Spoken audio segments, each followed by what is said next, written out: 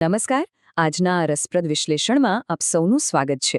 જુઓ, કાળઝાળ ઉનાળાની શરૂઆત થાય એટલે દરેકના મનમાં સૌથી પહેલો વિચાર એકદમ ઠંડા પાણીનો જ આવે, ખરું ને?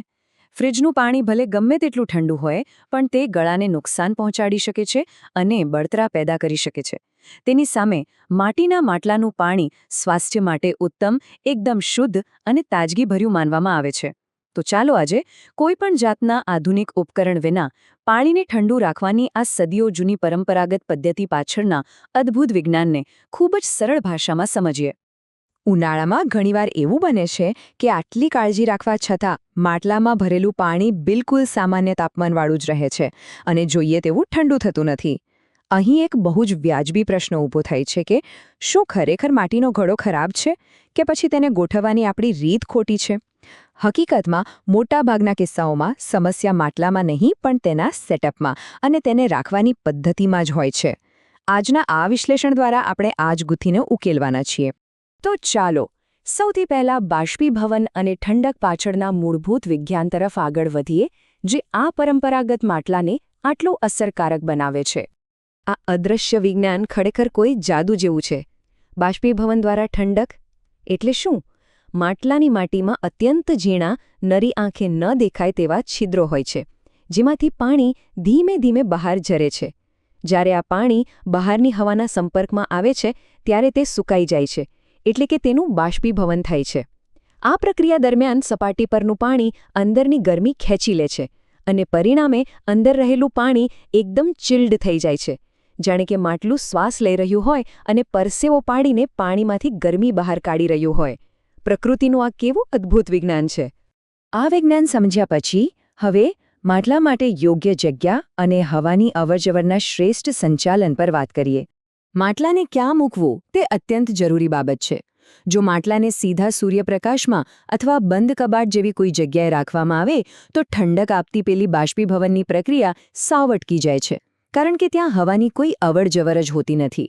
તેની સામે જ્યારે તેને બારી પાસે અથવા પવનની સારી અવરજવર હોય તેવા ખુલ્લા સ્થાને રાખવામાં આવે છે, ત્યારે પવન સતત માટલાની સપાટી પરથી પસાર થાય છે, જે ઠંડકની પ્રક્રિયાને અનેક ગણો વેગ આપે છે. અહીં એક બહુ જ નાની પણ આશ્ચર્યજનક યાંત્રિક વિગત પર ધ્યાન આપવા જેવું છે. સામાન્ય રીતે માટલાને સીધું જમીન પર કે રસોડાના પ્લેટફોર્મ પર મૂકવાની પ્રથા બધે જ જોવા મળે છે, પરંતુ આમ કરવાથી તેના તળિયાના ભાગે હવાનો પ્રવાહ અવરોધાઈ જાય છે.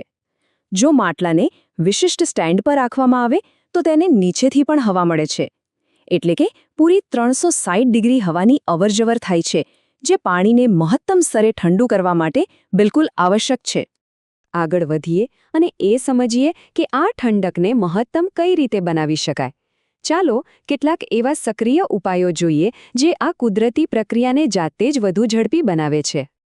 આ માટે આપણા વડીલોના પેલા જૂના દેશી નુસ્ખા ખૂબ કામ આવે છે. દિવસમાં 1 કે 2 વાર માટલાની બહારની સપાટી પર થોડું પાણી છાંટવું જોઈએ, અથવા તો માટલાની ફરતે ભીનું સુતરાઉ કાપડ લપેટી રાખવું જોઈએ. આ અત્યંત અસરકારક પદ્ધતિઓ છે જે માટલાની સપાટી પર કૃત્રિમ રીતે ભેજ વધારે છે. અને ના, આમ કરવાથી માટલાને કોઈ શરદી નહીં થઈ જાય, પણ હા, તેના પરિણામે પેલી બાષ્પીભવનની પ્રક્રિયા કોઈપણ જાતના અવરોધ વિના ચાલતી રહેશે અને પાણી લાંબા સમય સુધી એકદમ ઠંડુગાર રહેશે. અલબત્ત, સતત ઠંડક મેળવતા રહેવા માટે માટલાની અંદરની સાફસફાઈ અને જાળવણી પણ એટલી જ જરૂરી છે. લાંબા સમય સુધી માટલામાં પડી રહેલું સ્થિર પાણી ધીમે ધીમે તેની ઠંડક અને તેનો પેલો મીઠો સ્વાદ ગુમાવી બેસે છે. તેથી અમુક રોજિંદી આદતો કેળવવી બહુ જરૂરી છે. દરરોજ જૂનું પાણી કાઢીને નવું અને તાજું પાણી ભરવું જોઈએ. અને સૌથી અગત્યની વાત, સમયાંતરે માટલાને અંદરથી બરાબર ઘસીને સાફ કરવું જોઈએ.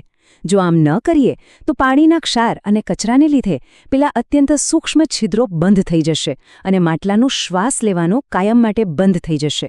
અને હા, ઢાંકણની પસંદગી બરાબર સમજવા જેવી બાબત છે.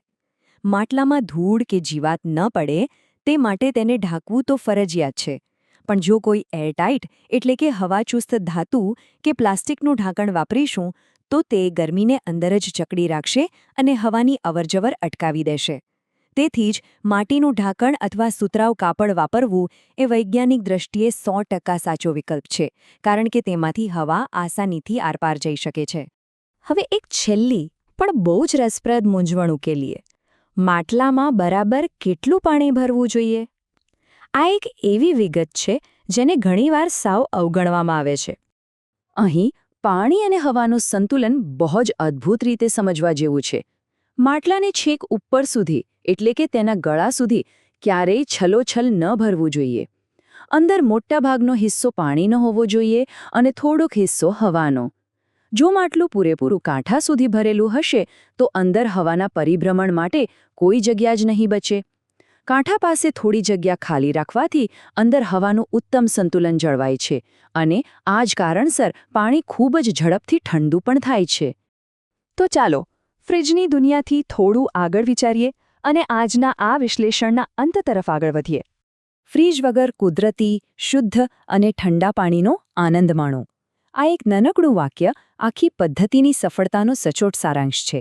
એકદમ કુદરતી અને ટકાઉ પ્રક્રિયા દ્વારા કોઈપણ જાતની વીજળી બાળ્યા વિના ફ્રીજ જેવું જ બરફ જેવું ઠંડુ પાણી મેળવવું આ ખરેખર આપણા પૂર્વજોની એક મહાન સિદ્ધિ છે.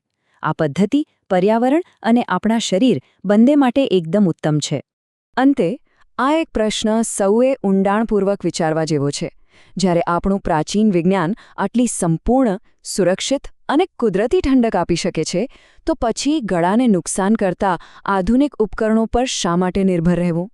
આશા છે કે આ ચર્ચા પરંપરાગત ઘરેલું પદ્ધતિઓની અદ્ભુત અસરકારકતાને સમજવામાં મદદરૂપ થશે અને તેને રોજિંદા જીવનમાં અપનાવવાની પ્રેરણા આપશે. આજના વિશ્લેષણમાં જોડાવા બદલ ખૂબ ખૂબ આભાર.